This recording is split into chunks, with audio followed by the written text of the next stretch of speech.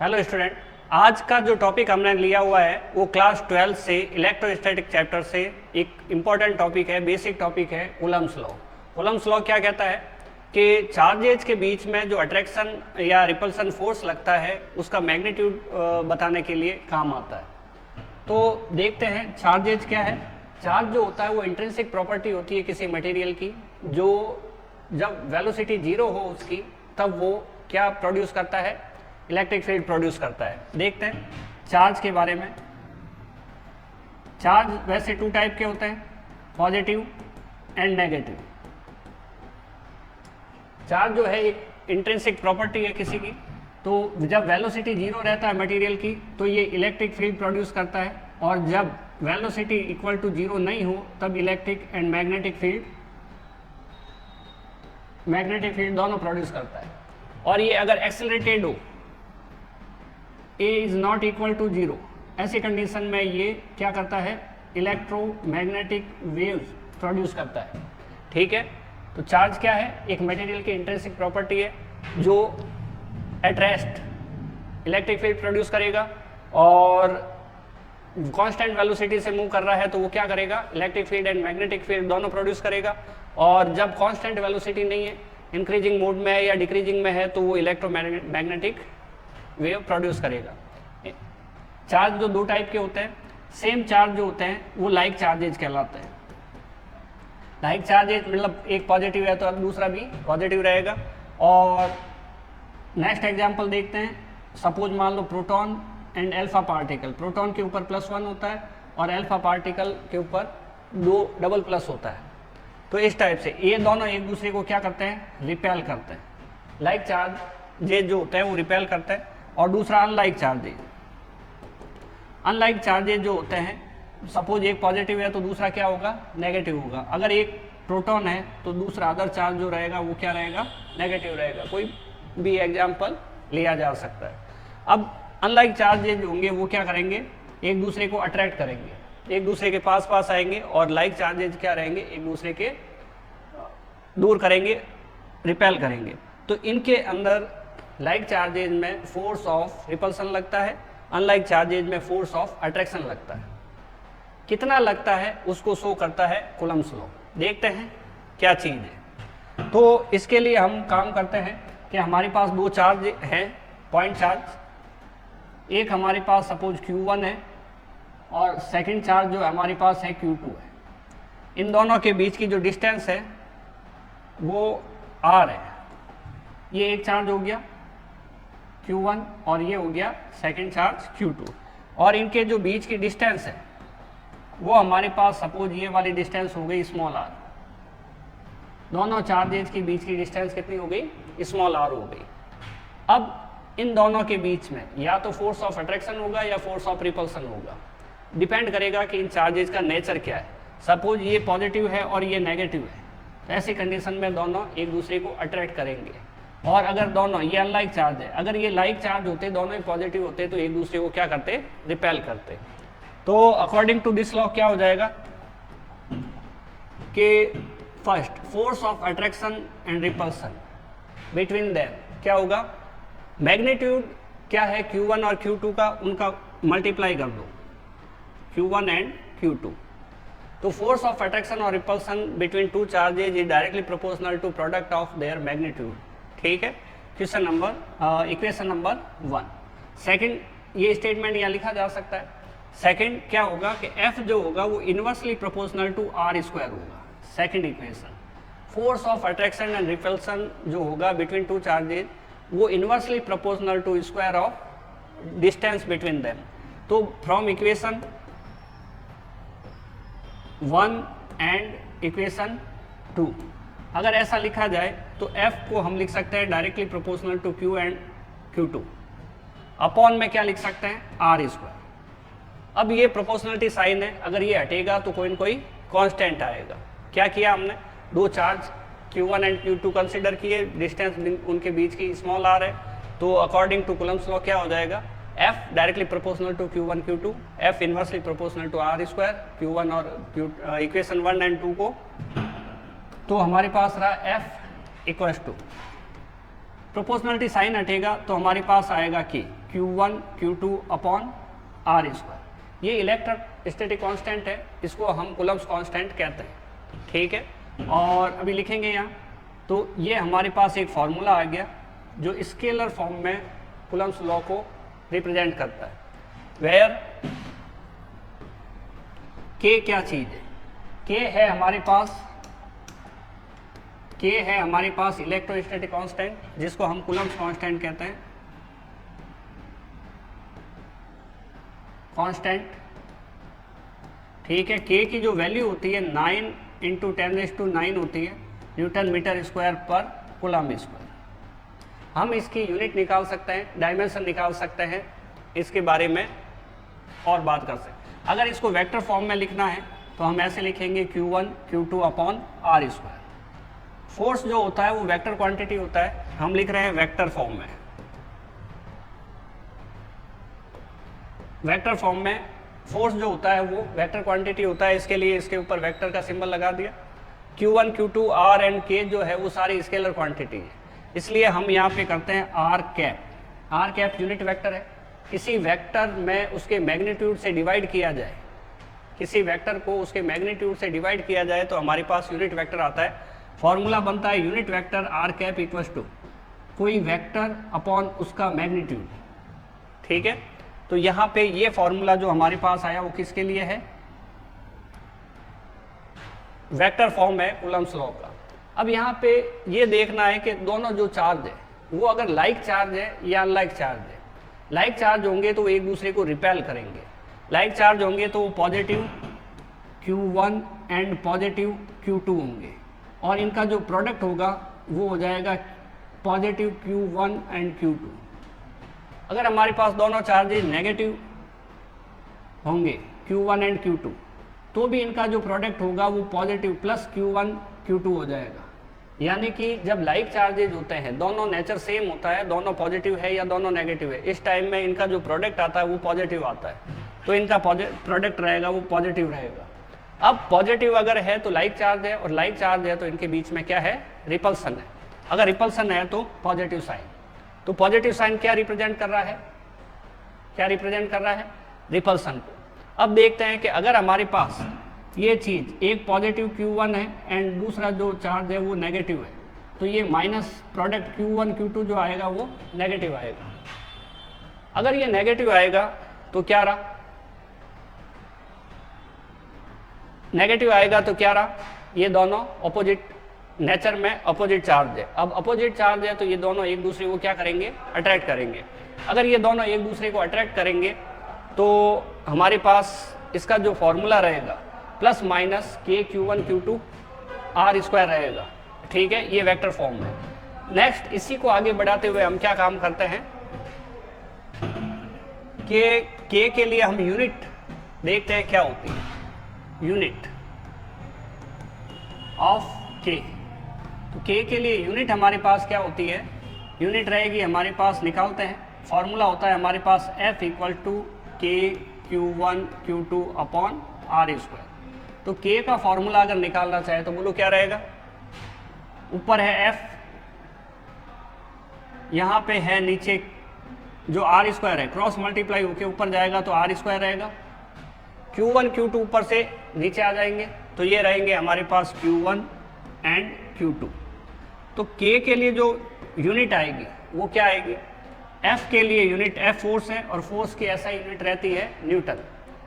ये R distance है, distance के लिए M के S में मीटर रहेगा, ऊपर स्क्वायर है तो स्क्वायर लगा दिया। चार्ज है कूलम्ब रहेगा, दूसरा चार्ज है Q2, उसके लिए भी कूलम्ब रहेगा, तो यहाँ पे कूलम्ब कांस्टेंट हो जाएगा। तो इस टाइप से हमारे पास इलेक्ट्रोस्टैटिक कांस्टेंट जो कूलम्ब्स कांस्टेंट है उसके लिए हमारे पास यूनिट क्या आ गई, न्यूटन मीटर स्क्वायर पर कूलम्ब स्क्वायर। नेक्स्ट हम देखते हैं डायमेंशन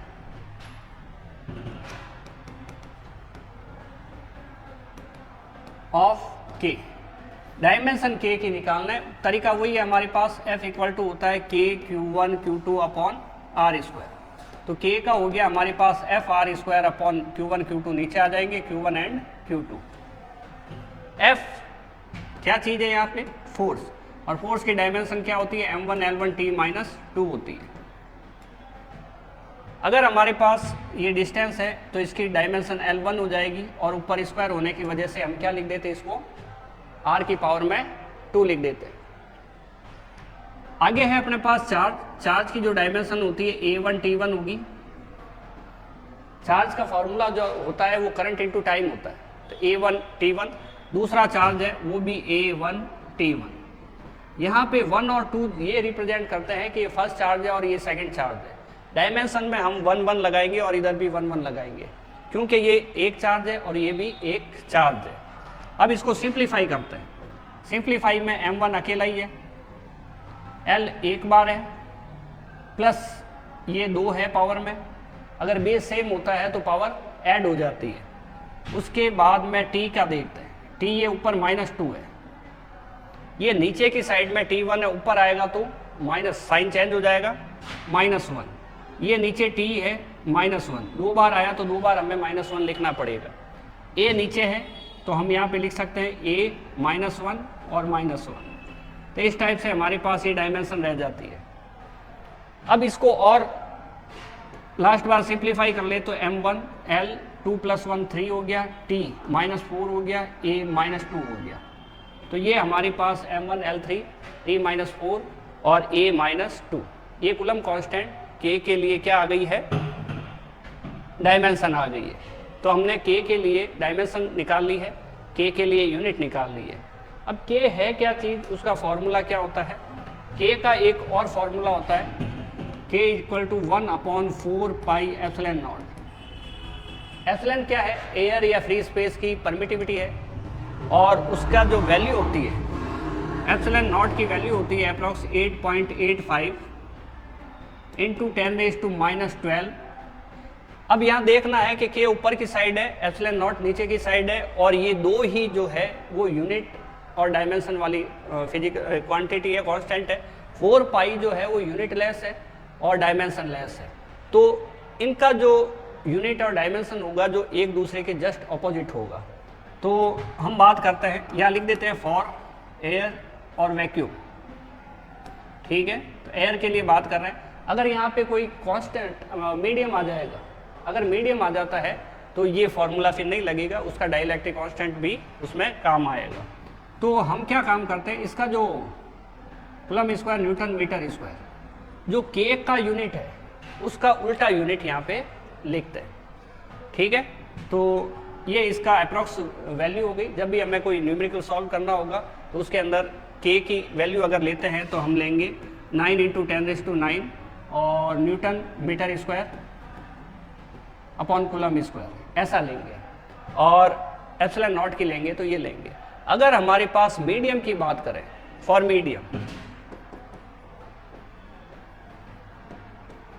मीडियम की बात करें तो K की वैल्यू हो जाएगी 1/4 पाई एप्सिलॉन नॉट। ये तो एयर के लिए हो गया, और मीडियम के लिए एप्सिलॉन R यहाँ पे लगा देते। मीडियम का डाइलेक्ट्रिक कांस्टेंट वो क्वेश्चन में दिया हुआ होता है, ठीक है, किसी के लिए भी दिया हुआ होता है। तो यहाँ पे नेक्स्ट हम क्या काम करते हैं कि अगर ये वाला K का वैल्यू हम वहाँ पे F एयर में पुट करते हैं मीडियम के लिए तो क्या हो जाएगा। तो हमारे पास F एयर क्या रहता है, वो रहता है हमारे पास K Q1 Q2 upon R²। तो F एयर को क्या लिख सकते हैं, एयर का मतलब ये है कि जो दोनों चार्ज है, दोनों चार्ज के बीच में मीडियम कुछ नहीं है, एयर है। ठीक है, और ये रहेगा हमारे पास K Q1 Q2 upon R²। K का वैल्यू पुट कर देते हैं Q1 Q2 अपॉन R² तो है ही है, और 4 पाई एप्सिलॉन नॉट कर देते हैं। ठीक है, अब यहाँ पे मीडियम की बात करें तो F मीडियम कितना रहेगा,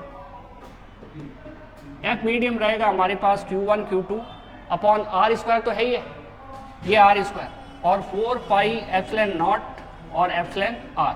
जहाँ पे एप्सिलॉन लिखा होता है उसी के साथ में एप्सिलॉन R को मल्टीप्लाई कर दिया जाता है। तो F मीडियम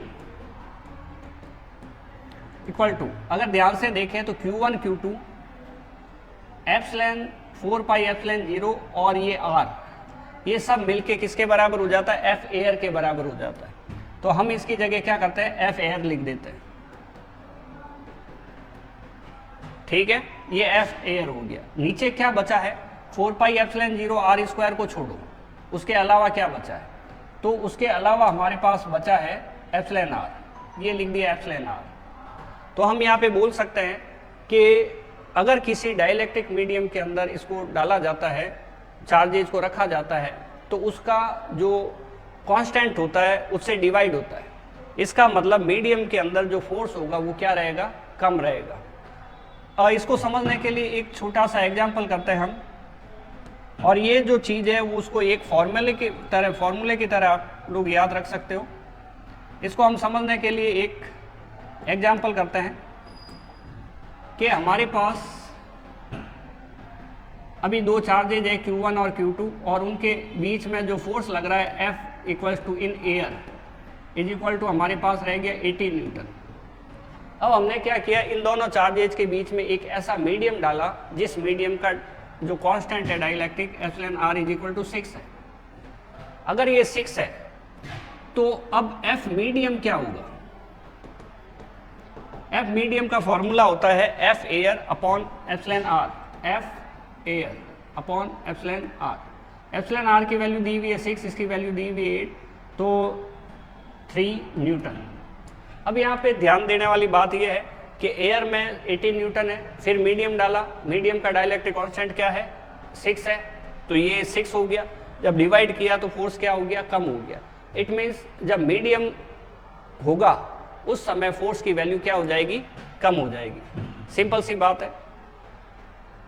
तो इस तरह से हमने क्या देखा, कूलम्ब लॉ क्या होता है, कूलम्ब्स लॉ क्या है, और उसके लिए जो कूलम्ब्स कांस्टेंट है उसकी हमने डायमेंशन निकाली है, उसके लिए यूनिट निकाली है, और एप्सिलॉन नॉट जो परमिटिविटी ऑफ फ्री स्पेस है उसका वैल्यू निकाली है, और उसके लिए अब हम यहाँ पे एक चीज़ और कर सकते हैं, एप्सिलॉन नॉट की यूनिट एंड डायमेंशन और निकाल सकते हैं। तो देखते हैं हम यूनिट ऑफ एप्सिलॉन नॉट। तो हमें क्या पता है कि F इक्वल टू क्या होता है? K Q1 Q2 upon R square. तो F इक्वल टू क्या होता है? K की वैल्यू पुट करो, K इज इक्वल टू होता है 1 अपॉन 4 पाई एप्सिलॉन नॉट। तो हम लिखते हैं 1 को लिखने की जरूरत नहीं, 4 पाई एप्सिलॉन नॉट, और ऊपर है Q1 और Q2 upon R square. Epsilon naught इधर आ गया,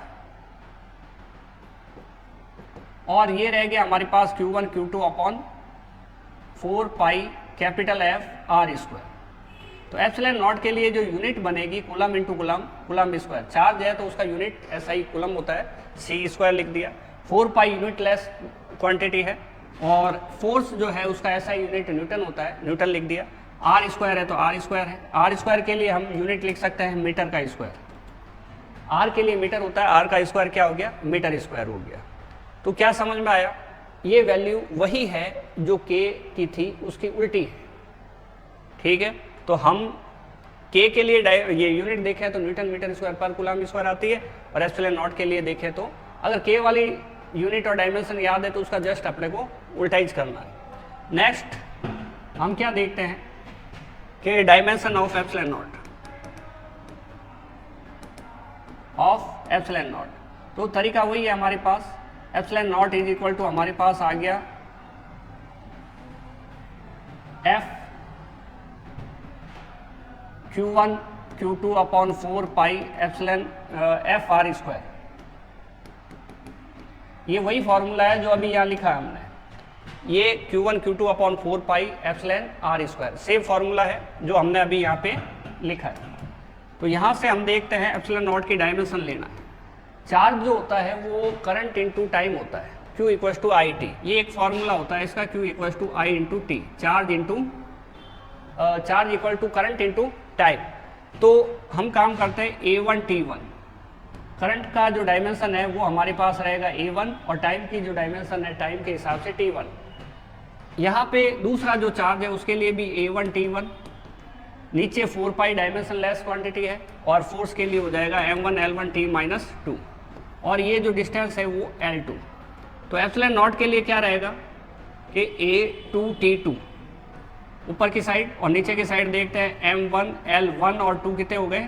3, और T कितना हो गया? -2। बेस सेम है तो पावर क्या हो जाती है? ऐड हो जाती है। तो एप्सिलॉन नॉट के लिए देखते हैं, M1 ऊपर गया तो M-1, L3 ऊपर गया तो L-3, T ऊपर गया और टी ऑलरेडी ऊपर पहले से है, तो ऊपर गया तो ये प्लस का 2 हो जाएगा, नीचे -2 है तो ऊपर क्या हो जाएगा, प्लस का 2 हो जाएगा। नेक्स्ट बचा हमारे पास a की पावर 2 ऊपर है तो ऊपर ही रहेगा और प्लस का प्लस ही रहेगा। तो एप्सिलॉन नॉट की डायमेंशन क्या हो जाती है हमारे पास, m-1, l-3, t4 और ये 2। तो इस टाइप से हमने कूलम्ब्स लॉ जो है वो कंप्लीट किया है और इसमें हमने सारे टॉपिक कवर किए। उम्मीद है ये वीडियो आपके लिए यूजफुल रहा होगा। मिलते हैं नेक्स्ट वीडियो में।